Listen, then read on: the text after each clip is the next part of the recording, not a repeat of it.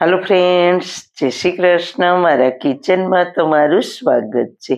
आज आपणे बनावीशुं काठियावाड़ी स्वाद साथे રીંગણનો ઓળો के भरथું।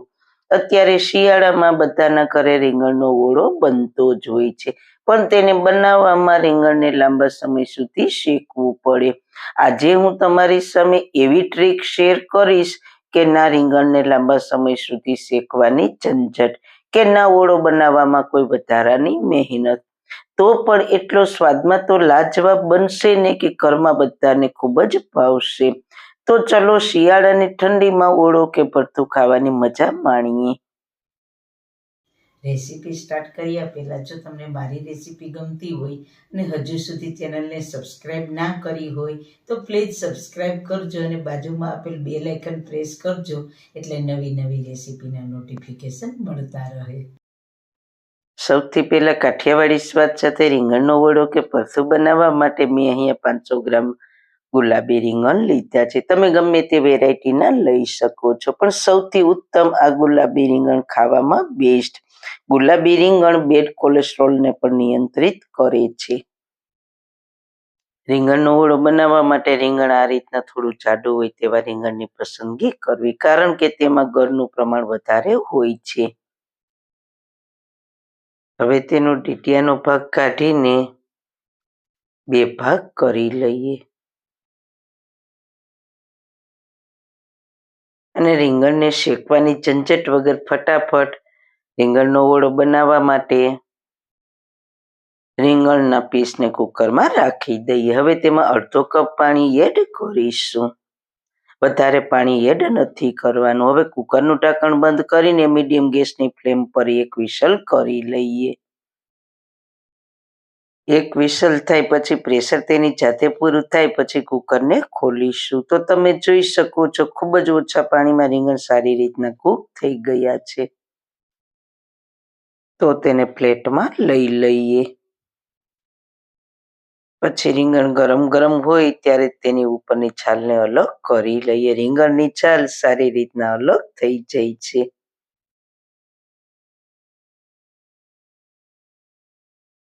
હવે કાંટા ચમચીની મદદથી તેને ક્રશ કરી લઈએ। આપણે રીંગણને ખૂબ જ ઓછા પાણીમાં બાફેલ છે, એટલે ઓળામાં એકદમ સરસ સ્વાદ આવશે। તો શેકવાની ઝંઝટ વગર એકવાર તમે આ રીતે ઓળો બનાવશો તો સ્વાદમાં ખૂબ જ ટેસ્ટી બનશે।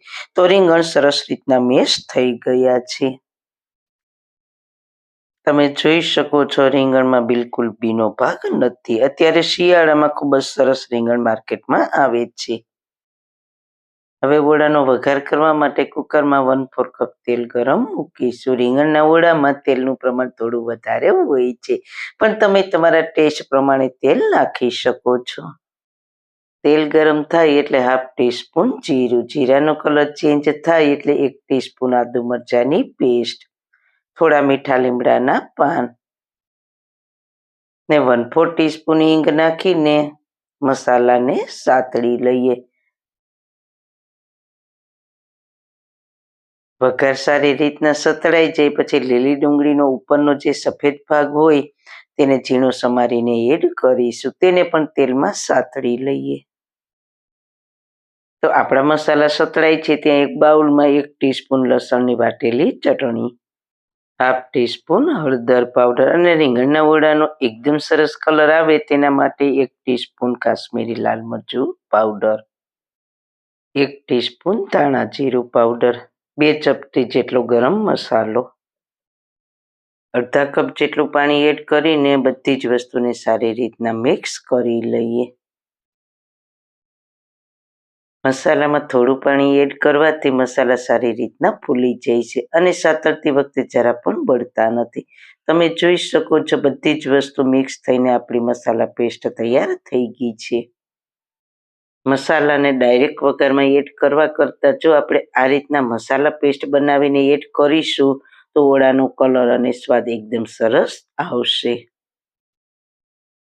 લગભગ ગેસની મીડિયમ ફ્લેમ પર 2 મિનિટમાં ડુંગળી અને મસાલા સરસ સતળાઈ ગયા છે। તેને બ્રાઉન નથી કરવાના, હવે તૈયાર કરેલી મસાલાની પેસ્ટને એડ કરીને તેલમાં સારી રીતના સાતળી લઈએ.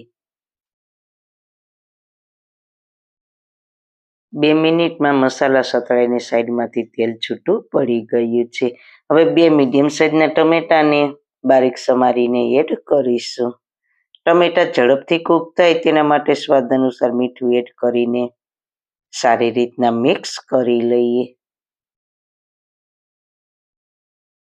લગભગ 3 મિનિટમાં ટમેટા સતળાઈને સારી રીતના સોફ્ટ થઈ ગયા છે. હવે ડુંગળીના લીલા ભાગને એડ કરી દઈએ.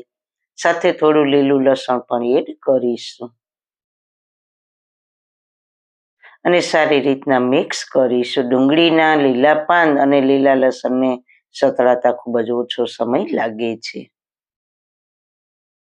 2 મિનિટમાં બંને વસ્તુ સારી રીતના સતળાઈ ગઈ છે. હવે આપણે ક્રશ કરેલા રીંગણને એડ કરીને ગ્રેવી સાથે સારી રીતના મિક્સ કરી લઈએ. રીંગણ ગ્રેવી સાથે સારી રીતના મિક્સ થઈ ગયા છે. હવે ઢાંકણ ઢાંકીને ઓળાને 5 મિનિટ સ્લો ફ્લેમ ઉપર કૂક કરી લઈએ, જેથી કરીને મસાલાની એકદમ સારી ફ્લેવર રીંગણમાં બેસી જાય. 5 મિનિટ પછી ઢાંકણ ખોલીને જોઈ લઈએ તો મસાલાની એકદમ સરસ ફ્લેવર સાથે અને એકદમ સરસ કલર સાથે આપણો રીંગણનો ઓળો કે ભરથું તૈયાર થઈ ગયો છે. ગેસની ફ્લેમ બંધ કરીને ઉપરથી ફ્રેશ ધાણા ભાજી સ્પ્રિંકલ કરીશું. તો રીંગણને શેકવાની ઝંઝટ વગર આપણો કાઠિયાવાડી સ્વાદ સાથે રીંગણનો ઓળો તૈયાર છે. તો ગરમ ગરમ ઓળાને બાજરાના રોટલા સાથે સર્વ કરીશું. શિયાળાની ઠંડીમાં જરૂર એકવાર આ રીતના ઓળો બનાવવાની ટ્રાય કરજો.